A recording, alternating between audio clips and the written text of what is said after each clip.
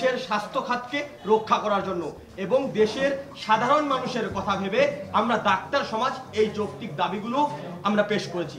আমাদের এই দাবিগুলো যদি মানা না হয়, এই যৌক্তিক দাবিগুলো যদি মানা না হয়, আমরা মনে করি এটি দেশের স্বাস্থ্য খাতকে ধ্বংস করার জন্য বিগত স্বৈরাচারী সরকার ম্যাটস, স্যাকমো, ডিএমএফদেরকে নিয়োগ দিয়ে তাদেরকে উস্কানিমূলকভাবে তাদেরকে স্বাস্থ্য খাতে ইনক্লুড করে নামের আগে ডাক্তার ব্যবহার করার জন্য উস্কানি দিয়ে গিয়েছিল।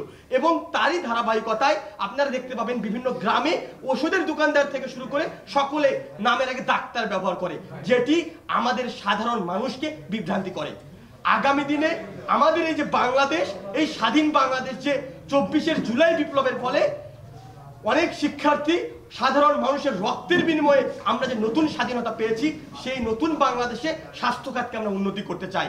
এরই ধারাবাহিকতায় বাংলাদেশের সাধারণ মানুষ যেন চিকিৎসা থেকে কোনোভাবেই বঞ্চিত না হয়, এই জন্য আমরা 5 দফা দাবি দিয়েছি।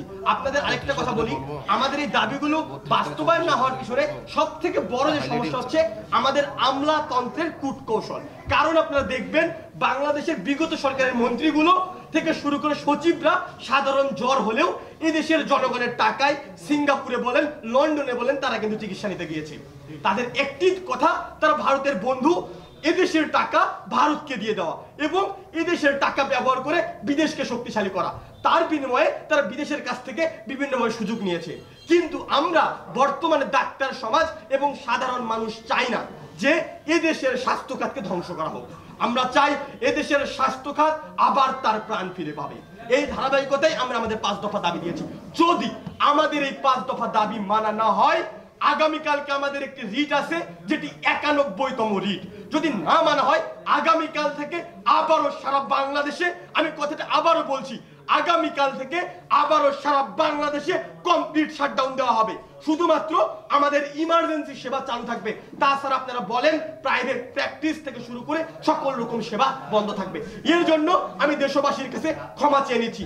এবং যে অ্যাডভোকেট শিশির মনির এই ম্যাটস স্যাকমোদের পক্ষে এই একটা মিথ্যা মামলা লড়ছেন, একটি অযৌক্তিক মামলা লড়ছেন, আমি বলে দিচ্ছি বাংলাদেশের কোন ডাক্তার সমাজ তার পরিবারের যদি কেউ অসুস্থ হয় তার সেবা দিবে না। তার সেবা দিবে এদেশের ম্যাটস স্যাকমোরা, কারণ তিনি একটি মিথ্যা দাবি নিয়ে এদেশের জনগণকে বিভ্রান্তি করার চেষ্টা করছেন। এই বলে আমি আমার